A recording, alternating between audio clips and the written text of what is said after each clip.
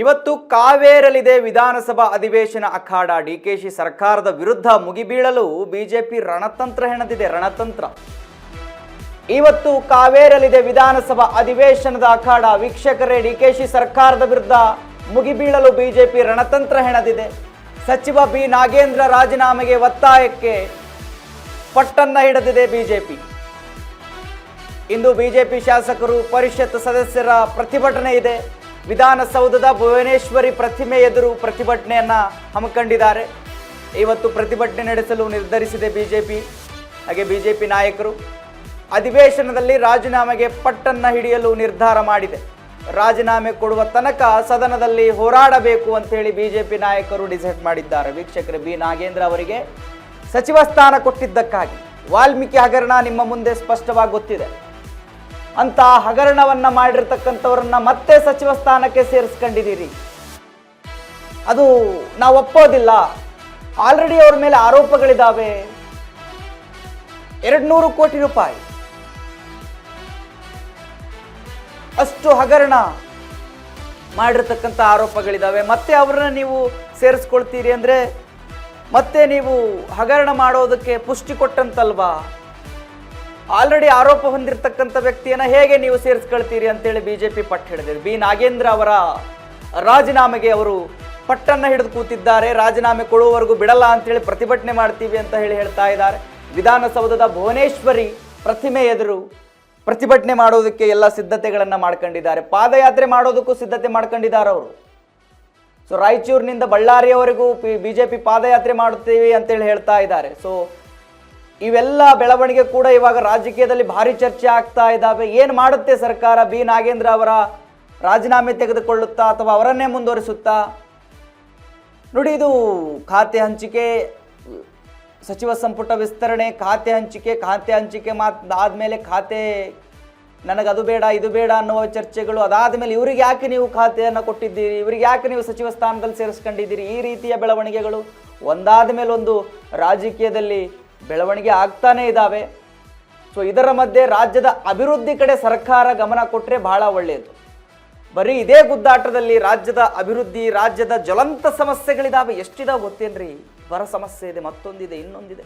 ಅದನ್ನೆಲ್ಲ ಬಿಟ್ಟು ಬರೀ ಇದರಲ್ಲೇ ಗುದ್ದಾಡ್ಕೊಂಡು ನೀವು ಹೋಗ್ತೀರಿ ಅಂತ ಆದರೆ ರಾಜ್ಯದ ಜನರ ಬಗ್ಗೆ ವಿಚಾರ ಮಾಡೋದು ಯಾವಾಗ? ಬರೀ ಗೊಂದಲಗಳು, ಬರೀ ಗೊಂದಲ. ಒಂದು ತಾರ್ಕಿಕ ಅಂತ್ಯ ಅಂತ ಇದಕ್ಕೆ ಸಿಕ್ಕು ರಾಜ್ಯದ ಸಮಸ್ಯೆಗಳಿಗೆ, ರಾಜ್ಯದಲ್ಲಿರುವ ಅಭಿವೃದ್ಧಿ ಕೆಲಸಗಳಿಗೆ ನೀವು ಒತ್ತನ್ನು ಕೊಟ್ಟು ಅದನ್ನು ಮುಂದುವರಿಸ್ಕೊಂಡು ಹೋಗಬೇಕು.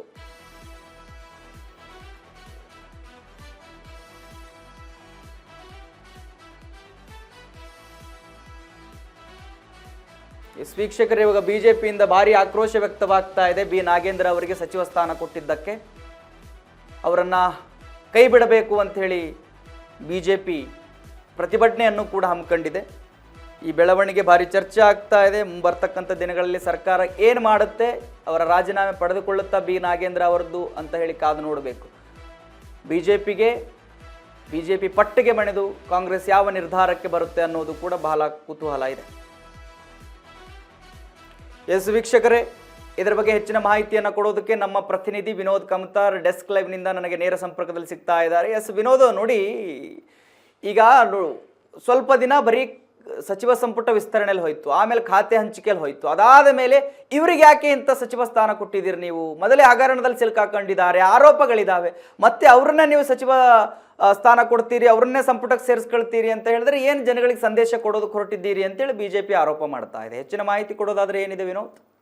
ಮಹಾದೇವ್ ದಿಗ್ಗ, ಇವತ್ತು ಒಂದು ಸಭಾಪತಿ ಚುನಾವಣೆ ಇದೆ. ಇವತ್ತಿನ ಸಭಾಪತಿ ಚುನಾವಣೆಯಲ್ಲಿ ಒಂದು ಕಾಂಗ್ರೆಸ್ ಅಭ್ಯರ್ಥಿ JS ಗೌಡ್ ಪಾಟೀಲ್ ಅವರು ನಾಮಪತ್ರ ಸಲ್ಲಿಕೆ ಮಾಡಿದ್ದಾರೆ. ಜೊತೆಗೆ ಮೈತ್ರಿ ಅಭ್ಯರ್ಥಿಯಾಗಿ BJP ಮತ್ತು JDS ಅಭ್ಯರ್ಥಿಯಾಗಿ ಪೂಜಾರ್ ಅವರು ತಮ್ಮ ನಾಮಪತ್ರವನ್ನು ಸಲ್ಲಿಕೆ ಮಾಡಿದ್ದಾರೆ. ಇಲ್ಲಿ ಪ್ರಮುಖವಾಗಿ ಒಂದು ಕಡೆ ಈಗ NDA ಅಭ್ಯರ್ಥಿ ಗೆಲ್ಲಲ್ಲ, ಯಾಕಂದರೆ ಸ್ಪಷ್ಟ ಬಹುಮತ ಇಲ್ಲ, NDA ಅಭ್ಯರ್ಥಿ ಗೆಲ್ಲಲ್ಲ. ಆದರೆ ಅಭ್ಯರ್ಥಿ ಗೆಲ್ಲಲ್ಲ ಅಂತಲೂ ಸಹ ಗೊತ್ತಿದ್ದು ಸಹ ಒಂದು NDA ಅಭ್ಯರ್ಥಿಯನ್ನು ಕಣಕ್ಕಿಳಿಸಿದ್ದು. ಎಲ್ಲ ಒಂದು ಕಡೆ ಏನಾದರೂ ಲಾಸ್ಟ್ ಮೂಮೆಂಟ್ ಏನಾದರೂ ಹೆಚ್ಚು ಕಮ್ಮಿ ಆಗ್ಬೋದಾ ಅನ್ನೋದು ಒಂದು ಕ್ಯೂರಿಯಾಸಿಟಿ ಅದೊಂದು ಕಡೆ. ಆದರೆ ಮತ್ತೊಂದು ಕಡೆ ಇವತ್ತು ನಡೆತಕ್ಕಂಥ ಒಂದು ಚುನಾವಣೆಯನ್ನ ಬಹಿಷ್ಕಾರ ಮಾಡೋದಕ್ಕೆ ಈಗಾಗಲೇ ಬಿಜೆಪಿ ಮುಂದಾಗಿದೆ. ಯಾಕಂದ್ರೆ ನೋಡಿ, ಯಾಕೆ ಈ ಒಂದು ಚುನಾವಣೆಯನ್ನ ಬಹಿಷ್ಕಾರ ಮಾಡೋಕ್ಕೆ ಮುಂದಾಗಿದೆ ಅಂದ್ರೆ, ಒಂದು ಪಕ್ಷದ ಲೆಟರ್ ಹೆಡ್ ಅಲ್ಲಿ, ಆ ಒಂದು ಪಕ್ಷದ ಲೆಟರ್ ಹೆಡ್ ಅಲ್ಲಿ ಸಭಾಪತಿ ಹೆಸರನ್ನ ಆಯ್ಕೆ ಅಂದ್ರೆ ಘೋಷಣೆ ಮಾಡ್ತಾರೆ. ಅಂದ್ರೆ ಇದು ಕಾನೂನು ಅಂದ್ರೆ ಸಂವಿಧಾನದ ಪ್ರಕಾರ ಇದು ಆ ಥರ ಮಾಡಬಾರ್ದು. ಯಾವುದೇ ಒಂದು ಪಕ್ಷ ಆಗಲಿ ತನ್ನ ಸಭಾಪತಿ ಹುದ್ದೆಯನ್ನು ಸಭಾಪತಿ ಯಾರಿಗೆ ನೀಡಬೇಕು ಅನ್ನೋದು ಆ ಒಂದು ಹೈಕಮಾಂಡ್ ನಾಯಕರಿಗೆ ಸ್ಥಳೀಯ ಸಿಎಂಗಳು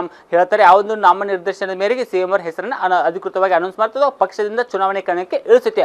ಆದರೆ ಇಲ್ಲಿ ಆ ಥರ ಆಗಿಲ್ಲ. ಇಡೀ ನಮ್ಮ ಕರ್ನಾಟಕದ ರಾಜಕೀಯ ಇತಿಹಾಸದಲ್ಲಿ ಇದೇ ಮೊದಲ ಬಾರಿಗೆ ಒಂದು ಪಕ್ಷದ ಲೆಟರ್ ಹೆಡ್ ಅಲ್ಲಿ ಒಬ್ಬ ಸಭಾಪತಿಯನ್ನು ಯಾರನ್ನು ನೇಮಕ ಮಾಡಿದೀವಿ ಅನ್ನೋದು ಅಧಿಕೃತವಾಗಿ ಘೋಷಣೆ ಮಾಡಿದೆ. ಆದರೆ ಸಮರ್ಥನೆ ಕೊಡುತ್ತಿಲ್ಲ, ಜನಗಳಿಗೆ ಗೊತ್ತಾಗ್ಲಿ, ಪ್ರೆಸ್ನವ್ರಿಗೆ ಗೊತ್ತಾಗ್ಲಿ ಅನ್ನೋ ಕಾರಣಕ್ಕೆ ಒಂದು ಸಮರ್ಥನೆ ಮಾಡ್ಕೋತಾರೆ. ಆದರೆ ಪ್ರೆಸ್ನವ್ರು ಇವರು ಗೊತ್ತು ಮಾಡೋದಕ್ಕೆ ಕೇವಲ ಇವರು ಪಕ್ಷದ ಲೆಟರ್ ಹೆಡ್ ಅಲ್ಲ, ಒಂದು ಪ್ರೆಸ್ ರಿಲೀಸ್ ಅಲ್ಲ, ಅದು ಹೇಗೆ ಆದರೂ ಮೂಲಗಳ ಪ್ರಕಾರ ಗೊತ್ತಾಗುತ್ತೆ. ಇದನ್ನು ಖಂಡಿಸಿ ಇವತ್ತು ಏನು ಇವತ್ತಿನ ಸಭೆ ಅಂದ್ರೆ ಇವತ್ತು ಚುನಾವಣೆ ನಡೆಯುತ್ತೆ, ಆ ಒಂದು ಚುನಾವಣೆಗೆ ಗೈರಾಗೋದಕ್ಕೆ ಈಗಾಗಲೇ ಮುಂದಾಗಿದೆ. ಇದೊಂದು ಕಡೆ ಆದರೆ ಮತ್ತೊಂದು ಕಡೆ ಬಂದರೆ ಇವತ್ತು ಒಂದು ಇದೇ ವಿಚಾರಕ್ಕೆ ಸಂಬಂಧಪಟ್ಟಂಗೆ ಅಂದ್ರೆ ಕಾನೂನು ಪ್ರಕಾರ ಒಂದು ಸಚಿವನನ್ನ ಯಾವ ಥರ ಮಾಡಿದ್ರಿ ನೀವು? ಬಿ ನಾಗೇಂದ್ರ ಅವರ ಮೇಲೆ ಒಂದು ಇನ್ನೂ ಚಾರ್ಜ್ ಶೀಟ್ ಇನ್ನೂ ಹಾಕಲಾಗ್ತಿದೆ. ಜೊತೆಗೆ ಅವರು ಬೇರೆ ಬೇರೆ ಅಂದ್ರೆ ಡೆಲ್ಲಿಗೆ ಹೋಗಕ್ಕೆ ಅನುಮತಿ ಇಲ್ಲ. ಒಂದು ಕಳಂಕ ಇರತಕ್ಕಂಥ ವ್ಯಕ್ತಿನ, ಕೇಸ್ ಇರತಕ್ಕಂಥ ವ್ಯಕ್ತಿ ನೀವು ಕ್ಯಾಬಿನೆಟ್ಗೆ ಹೆಂಗೆ ಸೇರಿಸ್ಕೊಂಡ್ರಿ? ಇದನ್ನು ಪ್ರಶ್ನಿಸಿ ಇವತ್ತು ಬಿಜೆಪಿ ಅವರು ಭುವನೇಶ್ವರ್ ಪ್ರತಿಮೆ ಎದುರು ಇವತ್ತು ಪ್ರತಿಭಟನೆ ಮಾಡಕ್ಕೆ ಮುಂದಾಗಿದ್ದಾರೆ. ಆದರೆ ಇಲ್ಲಿ ನೋಡಿ, ಮಹಾದೇವ್ ದಿಗ್ಗಾಂವ್ ಯಾವ ಆಧಾರದ ಮೇಲೆ ನಾಗೇಂದ್ರನ ಮತ್ತೆ ಸಂಪುಟಕ್ಕೆ ಸೇರಿಸಿಕೊಂಡಿದ್ದಾರೆ ಅನ್ನೋದು ಪ್ರಶ್ನೆ. ಸೊ ಹೀಗಾಗಿ ಇವರ ವಿರುದ್ಧ ಒಂದು ಪ್ರತಿಭಟನೆ ಮಾಡಕ್ಕೆ ಈಗಾಗಲೇ ಬಿಜೆಪಿ ಮುಂದಾಗಿದೆ. ಕೇವಲ ಆ ಒಂದು ಸದನದ ಹೊರಗೆ ಅಷ್ಟೇ ಅಲ್ಲ, ಸದನದ ಒಳಗಡೆನೂ ಸಹ ಒಂದು ಪ್ರತಿಭಟನೆ ಮಾಡಕ್ಕೆ ಬಿಜೆಪಿ ಮತ್ತು JDS ಮುಂದಾಗಿದೆ. ಸೊ ಹೀಗಾಗಿ ಇವತ್ತು ಸೆಷನ್ 11 ಗಂಟೆಗೆ ಆರಂಭ ಆಗುತ್ತೆ. ಆ 11 ಗಂಟೆ ಆರಂಭ ಆಗೋಕ್ಕಿಂತ ಮುಂಚೆನೇ ಇವತ್ತೊಂದು ಪ್ರತಿಭಟನೆ ಸಾಂಕೇತಿಕವಾಗಿ ಒಂದು ಭುವನೇಶ್ವರ್ ಪ್ರತಿಮೆ ಎದುರು ಪ್ರತಿಭಟನೆ ಮಾಡಿ ತದನಂತರ 11 ಗಂಟೆಗೆ ಸೆಷನ್ ಆರಂಭ ಆಗುತ್ತಲ್ಲ, ಆ ಒಂದು 11 ಗಂಟೆಯಲ್ಲಿ ಸದನದ ಬಾವಿಗಿಳಿದು ಮೈತ್ರಿ ನಾಯಕರು ಪ್ರತಿಭಟನೆ ಮಾಡ್ತಾರೆ. ನೀವು ಯಾವ ಆಧಾರದ ಮೇಲೆ ಅವರನ್ನು ಸಚಿವನಾಗಿ ನೇಮಕ ಮಾಡಿದ್ರೆ ಅವ್ರು ರಾಜೀನಾಮೆ ಕೊಡಲೇಬೇಕು, ರಾಜೀನಾಮೆ ಕೊಡೋ ತನಕ ನಾವು ನಮ್ಮ ಪ್ರತಿಭಟನೆ ನಿಲ್ಲಲ್ಲ, ನಾವು ಸದನ ನಡೆಯೋಕ್ಕೆ ಬಿಡಲ್ಲ ಅಂದ್ಬಿಟ್ಟು ನಿಟ್ಟಿನಲ್ಲಿ ವಿರೋಧ ಪಕ್ಷಗಳು ಈಗಾಗಲೇ ಮುಂದಾಗಿದ್ದಾವೆ. ಆದರೆ ವಿರೋಧ ಪಕ್ಷಗಳು ಈ ಒಂದು ಹೋರಾಟಕ್ಕೆ ಅಂದ್ರೆ ಸಿಎಂ ಅವರು ಮನ್ನಣೆ ಕೊಡ್ತಾರೆ ಅನ್ನೋದು ಪ್ರಶ್ನೆ. ಯಾಕಂದ್ರೆ ಮನ್ನಣೆ ಕೊಡಬೇಕಿದ್ರೆ ಅವ್ರಿಗೆ ಸಚಿವ ಸ್ಥಾನನೂ ಕೊಡಬಾರ್ದಿತ್ತು. ಈಗ ಒಂದು ಕಡೆ ಸಚಿವ ಸ್ಥಾನನೂ ಕೊಟ್ಟಿದ್ದಾರೆ, ಜೊತೆಗೆ ಅವರಿಗೆ ಅಳದೆ ತೂಗಿ ಒಂದು ಇಲಾಖೆಯನ್ನು ಕೊಟ್ಟಿದ್ದಾರೆ. ಸೊ ಹೀಗಾಗಿ ಸಂತೈಸಿದ ಕೆಲಸವನ್ನು ಮಾಡಿದ್ದಾರೆ.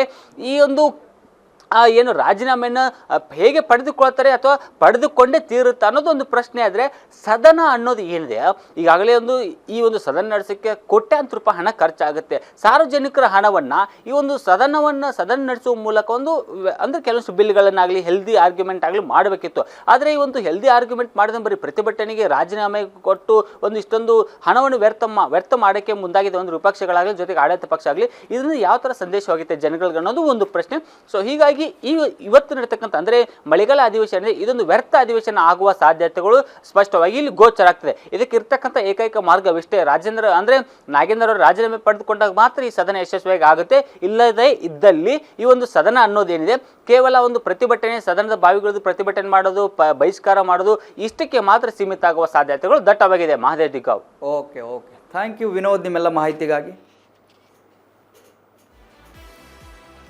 ಎಸ್ ವೀಕ್ಷಕರೇ, ಇವಾಗ ಭಾರಿ ಕುತೂಹಲ ಇದೆ ಏನಾಗುತ್ತೆ ಅಂತ ಹೇಳಿ. ಯಾಕಂತ ಹೇಳಿದ್ರೆ ಪರಿಷತ್ ಚುನಾವಣೆ, ಸ್ಪೀಕರ್ ಚುನಾವಣೆಯನ್ನು ಬಹಿಷ್ಕರಿಸ್ತೀವಿ ಅಂತ ಹೇಳಿ ಬಿಜೆಪಿ ಒಂದು ಕಡೆ ಹೇಳುತ್ತೆ, ಇನ್ನೊಂದು ಕಡೆ ನಾಗೇಂದ್ರ ಅವರ ರಾಜೀನಾಮೆಯನ್ನು ಕೊಡಲೇಬೇಕು ಅಂತೇಳಿ ಪಟ್ಟು ಹಿಡಿದಿದೆ. ಇವೆರಡನ್ನೂ ಸರ್ಕಾರ ಯಾವ ರೀತಿ ನಿಭಾಯಿಸ್ಕೊಂಡು ಹೋಗುತ್ತೆ ಅನ್ನೋದು ಇಡೀ ಕರ್ನಾಟಕದ ಜನತೆ ಕಾಯಲೇಬೇಕಾದ ಸಂಗತಿ.